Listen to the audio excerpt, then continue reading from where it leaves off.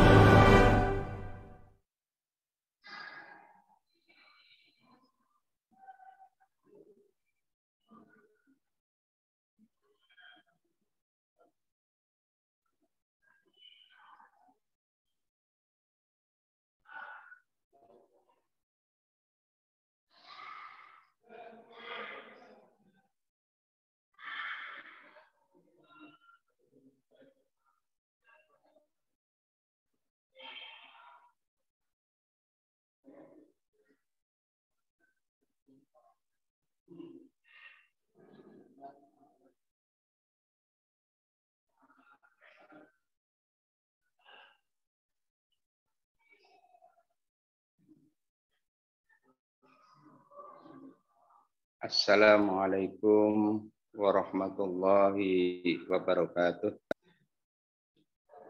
Alhamdulillahirabbil alamin wa bihi nasta'in ala umuri dunya waddin. Assalatu wassalamu ala asyrafil mursalin wa ala alihi wa sahbihi ajma'in. Ba'du. Qala ta'ala fil Qur'anil 'azim, a'udzu billahi minasyaitonir rajim. Bismillahirrahmanirrahim. Innad dina 'indallahil Islam. Ala wa ma arsalnaka illa rahmatan lil alamin. Wa qala Rasulullah sallallahu alaihi wasallam, bunyal Islamu ala khamsin, syahadati an la ilaha illallah wa iqamis shalah wa ita'iz zakah was-shaum wa hajjul baiti man istata'a ilaihi sabila. Jamaah kuliah subuh rahimakumullah, Puji syukur kita panjatkan kehadirat Allah Subhanahu wa taala. Betapa nikmat yang tiada terkira dilimpahkan kepada kita semua, dipanjangkan umur hingga memasuki bulan suci Ramadan.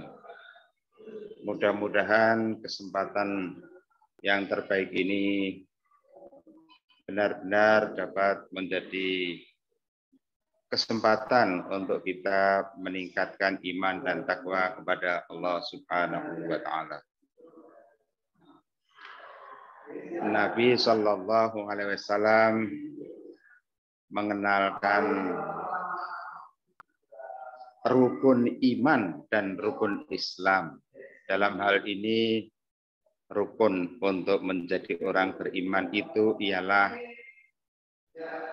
beriman kepada Allah, beriman kepada Rasul, beriman kepada malaikat, beriman kepada kitab, ya, beriman kepada hari akhir, dan beriman kepada takdir.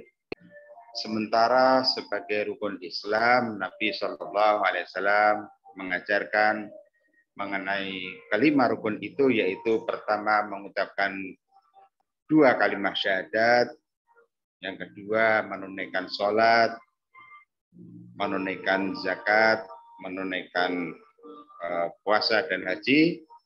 Dan antara rukun iman dan rukun Islam itu bisa diibaratkan seperti 2 sisi dari 1 keping mata uang. Di dunia ini semua komunitas mengenal mata uang, apapun bentuknya, dan hampir selalu kita temukan yang sudah kita kenal itu, setiap mata uang itu mempunyai 2 sisi. Nah, 1 sisi dalam hal ini rukun iman, dan sisi lain adalah rukun Islam. Maka setiap mukmin adalah muslim dan setiap muslim adalah mukmin. Seharusnya memang adalah demikian. Dan itu dibingkai oleh ayat-ayat Al-Quran yang kita yakini, yang kita imani. Bahwa antara lain Islamlah agama yang diridhai oleh Allah SWT. Inna dina indallahil Islam. Sesungguhnya agama yang diridhai oleh Allah adalah Islam. Di dalam ayat yang lain, sejalan dengan ayat pertama ini, Allah Subhanahu wa taala berfirman, "Wa man yabtaghi ghairal islami dinan falan yuqbala minhu wa huwa fil akhirati minal khasirin." Siapa yang memeluk agama selain Islam, maka tidak diterima oleh Allah Subhanahu wa taala, dan dia di akhirat kelak termasuk orang-orang yang rugi. Na'udzubillahi min dzalik. Mudah-mudahan kita semua termasuk hamba-hamba Allah yang mukmin dan muslim. Jamaah subuh zumiyin muzumiyat rahimakumullah. Allah Subhanahu wa taala menyampaikan pesan-pesan langit melalui para rasulnya. Dan dalam hal ini orang-orang Islam adalah komunitas masyarakat yang mendapat dakwah Nabi Muhammad Sallallahu Alaihi Wasallam. Nabi Muhammad Sallallahu Alaihi Wasallam mendapat predikat, ya, rekomendasi atau disposisi atau ya endorsement bahwa Allah Subhanahu wa taala mengutus Nabi Muhammad Sallallahu Alaihi Wasallam. Di satu sisi adalah rahmatan lil alamin. Wa ma arsalnaka illa rahmatan lil alamin. Kami Allah tidak lain mengutus engkau Nabi Muhammad SAW kecuali sebagai rahmat bagi alam semesta.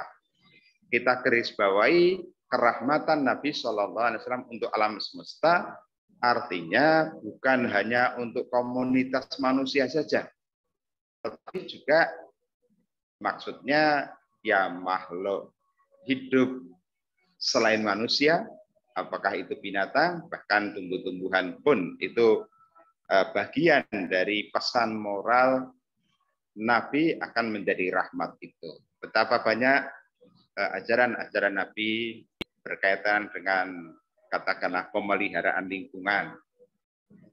Sampai pun dalam peristiwa perang pasukan Islam itu tidak boleh. Ya, ini etika berperang dalam Islam yang menjadi satu paket itu adalah tidak boleh merusak tanaman, tidak boleh membunuh binatang-binatang dan seterusnya.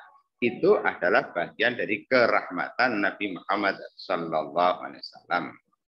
Sebagai umat manusia, mestinya kita ini adalah pihak-pihak yang prioritas, pihak-pihak yang menggunakan kesempatan pertama untuk meraih kerahmatan Nabi Shallallahu Alaihi Wasallam. Di mana kunci-kunci kerahmatan Nabi Shallallahu Alaihi Wasallam? Ya tidak lain adalah pertama dari Al-Quran, yang kedua dari hadis Nabi Shallallahu Alaihi Wasallam. Dalam hal ini Rasulullah Shallallahu Alaihi Wasallam berwasiat, taraktu fikum amraini lan tadillu abadan intamasaktum bima kitaballah wa sunnati. Aku tinggalkan padamu dua hal. Jika kamu berpegang teguh kepada kedua-duanya, niscaya kamu tidak akan tersesat, yaitu kitab Allah dan sunnati. Dalam pengertian khusus, sunnati itu adalah ajaran-ajaran yang disampaikan oleh Kanjeng Nabi Shallallahu Alaihi Wasallam, baik berupa perkataan, perbuatan, atau kan keputusan-keputusan. Dalam hal ini tentu saja orang-orang beriman harus selektif, karena tidak semua hal yang disebut sebagai hadis Nabi itu benar-benar berasal dari Nabi. Kita mengenal kategori hadis Nabi, ya tentu saja kita memilih-milih hadis-hadis yang sahih. Nah, sedangkan hadis-hadis yang tidak sahih, apakah itu dhaif, apalagi maudhu', tentu saja itu harus dinafikan. Yang kedua adalah Allah Subhanahu wa Ta'ala memberikan testimoni di dalam Al-Quran. A'udzu billahi minasyaitonir rajim wa innaka la'ala khuluqin azim. Sungguh engkau berada pada akhlak yang agung. Para ulama menafsirkan khuluqun azim, akhlak yang agung tidak lain adalah akhlak Al-Qur'an. Dalam hal ini Sayyidah Aisyah radhiyallahu anha meriwayatkan ketika salah seorang sahabat, ya mu'alaf katalah begitu ya, dia minta penjelasan bagaimana sih akhlak Kanjeng Nabi Shallallahu Alaihi Wasallam. Sayyidah Aisyah dengan cerdas dan cermat memberikan testimoni, karena qulubuhu Shallallahu Alaihi Wasallam Al-Quran. Akhlak Rasulullah Shallallahu Alaihi Wasallam adalah Al-Quran. Jadi pesannya adalah kita semua mestinya menjadikan Rasulullah Shallallahu Alaihi Wasallam sebagai panutan, dan dalam hal ini kita berpegang teguh pada Al-Quran dan Sunnah Rasulullah Shallallahu Alaihi Wasallam. Tuntunan Kanjeng Nabi baik di dalam Al-Quran maupun Sunnah demikian mendetailnya, insya Allah itu mencakup segala segi kehidupan kita, baik dalam kehidupan kita sebagai pribadi maupun dalam hubungan sosial kemasyarakatan, baik hubungan dengan Allah Subhanahu wa Ta'ala maupun dengan sesama, bahkan juga dengan alam semesta. Dengan demikian, mudah-mudahan bulan Ramadan memperkaya rohani kita, meneguhkan hati, pikiran, dan perasaan kita untuk senantiasa tawajuh kepada Allah Subhanahu wa Ta'ala, untuk menggapai ketakwaan yang sebenar-benarnya. Mudah-mudahan kita dipanjangkan umur juga untuk bisa menikmati Ramadan dengan sebaik-baiknya. Wassalamualaikum warahmatullahi wabarakatuh. Waalaikumsalam warahmatullahi wabarakatuh. Terima kasih Pak Dr. Pak Muhammad Girzi yang sudah menyampaikan kuliah subuh pada kesempatan pagi hari ini. Bapak, Ibu yang berbahagia, mohon masukannya. Semoga apa yang menjadi untean dan juga harapan untuk kita di bulan Ramadan menjadikan hikmah untuk kita semua. Sekali lagi, dari Akademi Hikmah, barangkali ada masukan atau informasi bisa melalui komen dan komentar, kita tunggu untuk perbaikan kita ke depan. Terima kasih. Kita akhiri. Assalamualaikum warahmatullahi wabarakatuh.